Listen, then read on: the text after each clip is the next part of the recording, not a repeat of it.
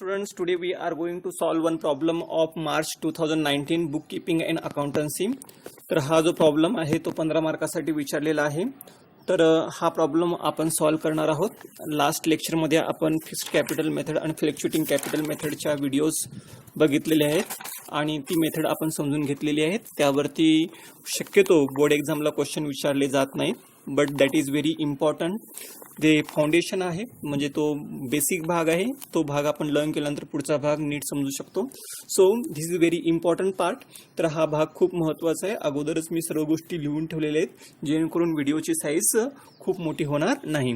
So here Ashok and Sangamesh are partnership sharing profit and losses in the ratio 2:1. त्यांचा profit and लॉसचा sharing ratio आहे 2:1. पार्टनरचे नाव आहेत अशोक आणि Sangamesh. From the following trial balance and adjustment given below, you are required to prepare trading account, profit and loss account for the year ended on 31st March 2019 and balance it as on that date. तर आपल्याला तुम्हाला ही information common आहे. यामध्ये नवीन काय फक्त एकच आहे, तो भाग म्हणजे पार्टनरचे नावं कोण काय काय आहेत. तर तुम्ही माय डिअर स्टुडंट, जेव्हा तुम्ही बोर्ड एक्झामला हा क्वेश्चन सॉल्व करणार आहात तेव्हा अगोदरच तुम्ही हे जे आखून आहेत त्या गोष्टी ठेवू शकता आणि नंतर तुम्ही डायरेक्ट प्रॉब्लेम सॉल्व करायला सुरुवात करू शकता. मोस्टली बोर्ड एक्झामला नियर अबाउट 70 to 80% प्रॉब्लेम हे 2 पार्टनर्सशी विचारले जातात आणि 20 to 30% म्हणजे प्रॉब्लेम आहेत फायनल अकाउंटचे ते 3 पार्टनरचे विचारले जातात. पण मोस्टली काही नाही, जर 2 असेल किंवा 3 असेल, फक्त प्रॉफिट आणि लॉस असेल ना, तो शेअरिंग रेशो आहे ना, त्या ठिकाणीच थोडासा प्रॉब्लेम होऊ शकतो. त्याचा रेशो कॅल्क्युलेट करणं थोडंसं डिफिकल्ट ठरू शकतं. Otherwise all things are there is no problem. तर ह्या सर्व गोष्टी कॉमन गोष्टी आहेत. So trading account, profit and loss account आणि सगळ्यात महत्त्वाचं काय, यामध्ये 2 गोष्टी महत्त्वाच्या आहेत. एक आहे पार्टनरचे नाव, रेशो आणि इयर एंडेड. तर आपण इथं काय लिहिणार आहात, ह्या these 3 lines are very important. First line is in the books of messrs, पार्टनरचं नाव लिहिणं आवश्यक आहे. Second line trading and profit and loss account and third line is for the year ended 31st March 2019. इथं balance sheet लिहित असताना balance sheet as on 31st March 2019 ह्या गोष्टी लिहिणं गरजेचं आहे. So left hand side is known as debit side, right hand side is known as credit side. So there is no need of writing here credit or debit. Actually तर ही side credit असते आणि ही side debit असते, पण हे statement आहे, दिस is not account. So त्यासाठी आपण हे डेबिट आणि क्रेडिट लिहिणार नाही. सो ट्रायल बॅलन्समध्ये मोस्टली तुम्हाला जेव्हा प्रॉब्लेम पूर्वी 20 मार्काचा असायचा तेव्हा बॅलन्सेस तुम्हाला 25-26 असायचे. आता प्रॉब्लेम 15 मार्काचा झाला आहे. बॅलन्सेस हा 20 ते 22 असणार आहे तुमचे हे ट्रायल बॅलन्सेस. आता जर समजा कदाचित ह्याचं वेटेज कमी झालं तर हे बॅलन्सेस कमी होऊ शकतात, वेटेज वाढलं तर बॅलन्सेस वाढू शकतात. Adjustment near about 4 to 5 or 7 पर्यंत असतात maximum. So now let us start to solve this problem. आता याच्यामध्ये मी काही मॉडिफिकेशन केलेले आहेत. So prepaid rent, prepaid rent म्हणजे काय, रेंट आहे पण ॲडव्हान्स दिलेलं आहे. प्रिपेड म्हणजेच अगोदरच पेड केलेलं आहे. तर हे 3200 रुपये इथं घेणार आहोत. Insurance, this is indirect expenses म्हणून इन्शुरन्सची अमाऊंट किती आहे 8000. So there is no adjustment. ज्यांना ॲडजस्टमेंट आहे त्यांना मी स्टार केलेलं आहे, ज्यांना ॲडजस्टमेंट नाही त्यांना मी स्टार केलेलं नाही. So that balances we can show in outer column. So RBDD, RBDD this is a old balance which is given in trial balances. So here 4000 we have to less. आता तुम्ही असं विचार करत असाल की ॲक्च्युली यांना जागा किती सोडायची. जेव्हा तुम्ही बॅड डेट, आरडीडी ह्या गोष्टी आपण एकत्र दाखवत असतो आणि या ठिकाणी तुम्हाला बॅड डेट आणि आरडीडीवरती 2 ॲडजस्टमेंट आहेत. तर हे बॅड डेट आणि आरडीडीच्या 2 ॲडजस्टमेंटसाठी आपल्याला एवढी जागा लागते. मोस्टली ह्या 3-4 गोष्टी असतात. बॅड डेट, इथं न्यू बॅड डेट नाही आहे, फक्त हे आरडीडी, हिला ओल्ड आरडीडी म्हणतात आणि ह्याला न्यू बॅड डेट म्हणायचं आणि ह्याला न्यू आरडीडी म्हणायचं. जर समजा काहीही those information which is given in adjustment that is called bad debt, sorry that is called new, and those information which is given in trial balance is called old. तर actually bad debt 2 असतात, एक trial बॅलन्समध्ये असतो, एक adjustment असतो. RDD 2 असते, एक trial बॅलन्समध्ये असते, एक ॲडजस्टमेंटमध्ये असते. तर आपल्याला फक्त ओल्ड आरडीडी ही लेस करायची असते आणि बाकी सर्व गोष्टी काय करायच्या असतात, ॲड. तर आरडीडी दिली आपण, ती लेस करून घेतलेली आहे. डिस्काउंट अलाउड, आता discount allowed this is our expenses, indirect expenses. So show in outer column 3200. Postage and telephone, actually postage and Telegram लिहिलं होतं, टेलिग्राम आता नाही आहे म्हणून तो खर्च आपण म्हणजे तो कट केलेला आहे 12800. Next debtors and creditors. आता डेटर्स आपण कुठे घेतो? असेटला. डेटर्स म्हणजे आपले कस्टमरकडून पैसे येणे असतात, म्हणून आपण ते डेबिटला घेणार आहोत. सो डेटरची अमाऊंट किती आहे तुमची? 2,64,000. त्यानंतर क्रेडिटर्स पर ऍडजस्टमेंट नाहीये, डायरेक्ट आपण आउटरला घेऊ 2,72,000. नंतर salaries and wedges. Salary and wedges म्हणजे सॅलरी जास्त आहे, वेजेस कमी आहे, त्यामुळे सॅलरी आपण कुठे घेणार आहोत? सॅलरी अँड वेजेस आपण घेणार आहोत प्रॉफिट अँड लॉस अकाउंटच्या डेबिटला.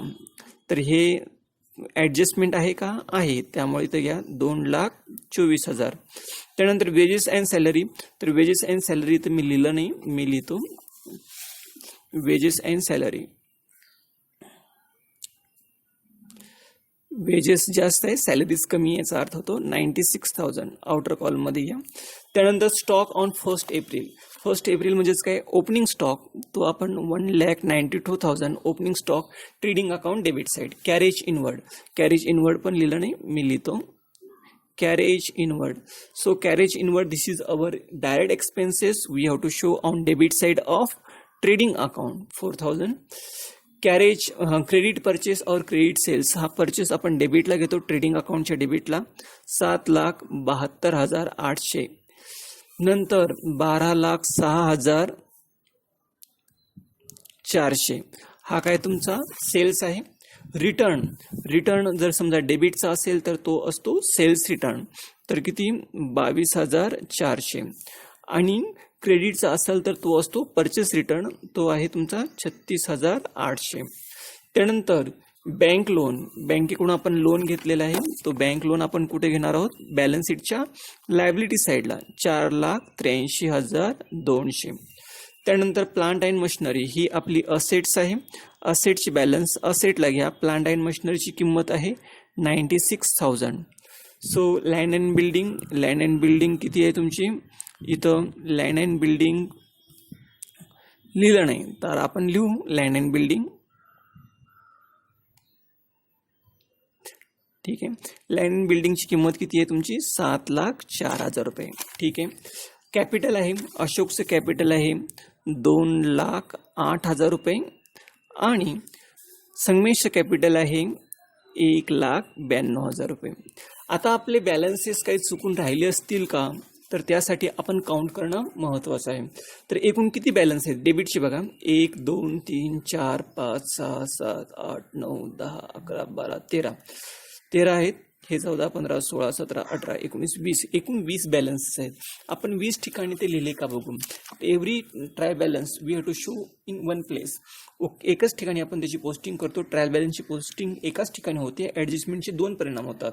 There is only one effect of trial balances and every adjustment have 2 effects. Okay, आपण 20 आहेत का बघू. 1 2 3 4 5 6 7 8 9 10 11 12, हे 13 14 15 16 17 18 19 20, हे 20 बॅलन्सेस आहेत. म्हणजे ह्या सर्वांची पोस्टिंग आपण केलेली आहे.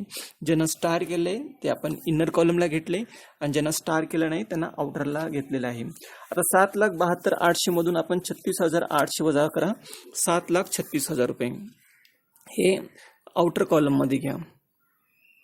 त्यानंतर 12,06,400 मधून आपण 22,400 जर वजा केली तर ते येणार आहेत 11,84,000. हे आउटरला घ्या. अगोदर का लेस केलं नाही, कारण ते काउंटिंगमध्ये प्रॉब्लेम झाला असता, म्हणून आपण हे अशा प्रकारे केलेलं आहे. आता हे केल्यानंतर आता ॲडजस्टमेंट आहेत. So adjustment we have to solve, then we have to tally. So closing stock, this is very very important adjustment, and this adjustment is very important for each and every problem. Near about 99% प्रॉब्लेममध्ये ही adjustment विचारली जाते. So closing stock is ₹2,24,000. त्याची cost price आहे and market price is 2,40,000. तर या ठिकाणी आपल्याला जी किंमत कमी आहे ती दाखवणं आवश्यक आहे. तर 2,24,000 ही कमी आहे, तर इथं घ्या 2,24,000 रुपये.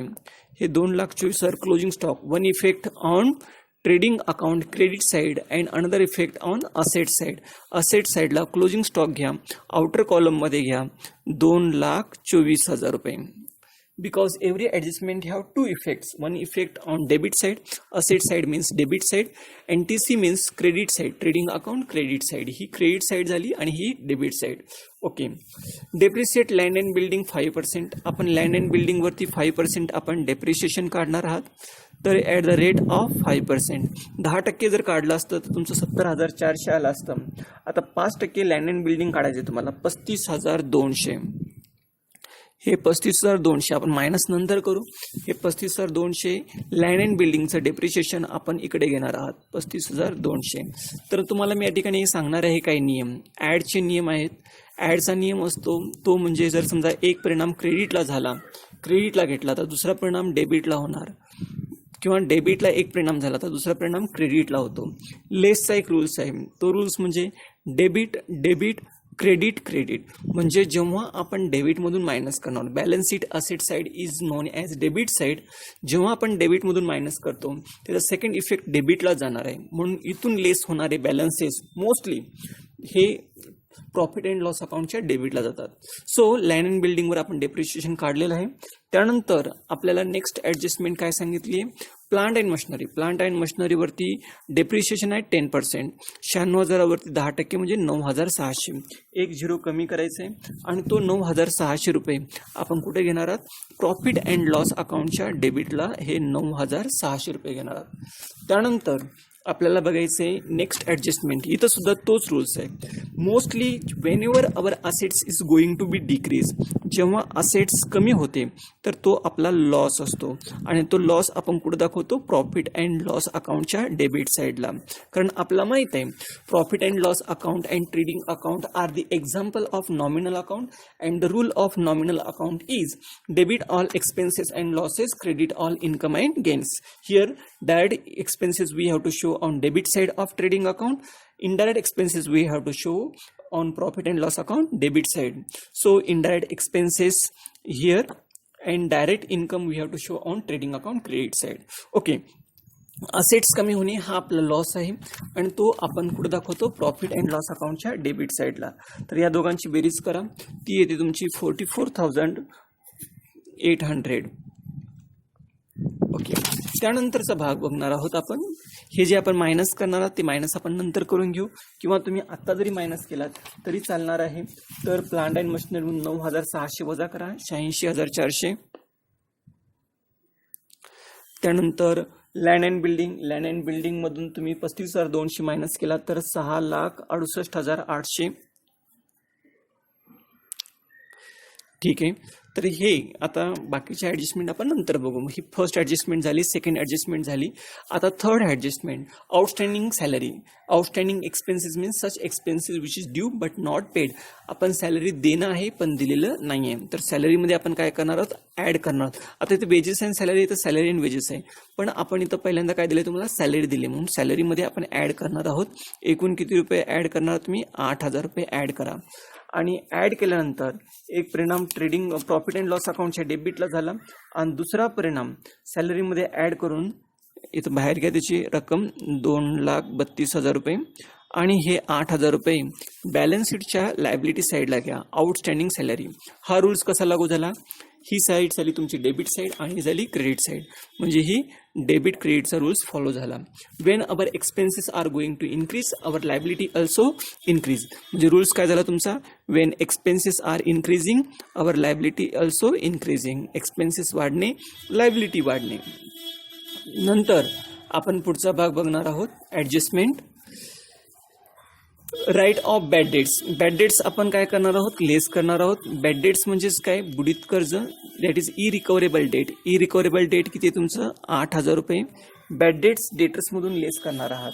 बॅड डेट्स लेस करून हे जे काही ट्रायल बॅलन्समध्ये दिलं असतं त्याला ओल्ड म्हणतात, पण ट्रायल बॅलन्समध्ये बॅड डेट आहेत का, नाही आहे. ही न्यू बॅड डेट्स आहेत. न्यू बॅड डेट्सची अमाऊंट आहे तुमची किती, 8,000 रुपये. 8,000 मायनस करा. मायनस केल्यानंतर 2,56,000 ही इथं घ्या. घेतल्यानंतर ह्या 2,56,000 वरती आपल्याला RDD काढायचं आहे. हे 2,56,000 56,000 वरती आपल्याला 5% RDD काढायचे. क्लोजिंग बॅलन्स वरती काढतो आपण, ओपनिंग नाही काढणार. तर हे 2 झिरो आपण कॅन्सल करणार आहात. हे 500 आहे तसं घ्या. 5 × 30, 30 ला 0 हातच्याले 3. नंतर हे 5 × 5 म्हणजे 5 5 25, 25 × 3 28 ला 8 हातच्याले 2, 5 2 10, 10 × 2 12.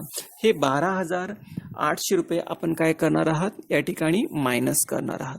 हे 12,800 मायनस करून बाहेर जी अमाऊंट आहे 2,43,200. तर इथं घ्या हे 2,43,200.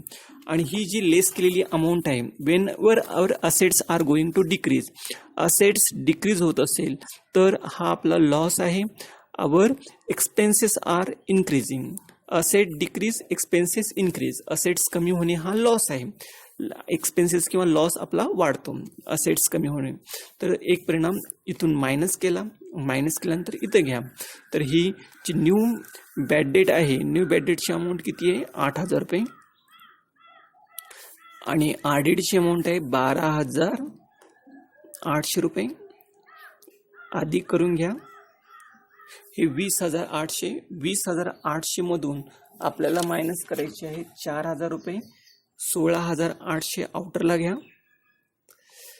अशा प्रकारे आपण त्याची इफेक्ट दाखवू शकतो. Goods worth ₹16,000 were distributed as free sample. Free sample म्हणजेच आहे तसं आपण इथं घेणार आहात. अमाऊंट किती घेणार आहात तुम्ही 16,000 रुपये. नंतर त्यालाच आपण काय म्हणतो ॲडव्हर्टाइजमेंट म्हणतो आणि हे 16,000 रुपये आपण इथं घेणार आहात.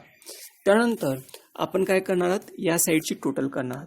तर या साईडची टोटल जर केलात तर ती येणार आहे तुमची 14,24,000 रुपये. आणि या साईडची टोटल जास्त आहे म्हणून या साईडला घ्या 14,24,000. जो फरक येतो त्या फरकाला आपण काय म्हणतो ग्रॉस प्रॉफिट असं म्हणतो. तुम्ही सर्व ते कॅल्क्युलेट करून दिलं असतं पण व्हिडिओ खूप मोठी होणार आहे त्यामुळे मी डायरेक्टली लिहितोय 3,96,000 रुपये. हे 3,96,000 रुपये आपण घेतलं. हे gross profit we have to transfer on credit side of profit and loss account by name gross profit brought down. किती 3,96,000 रुपये. तर हे 3,96,000 रुपये आपण इथे घेऊ.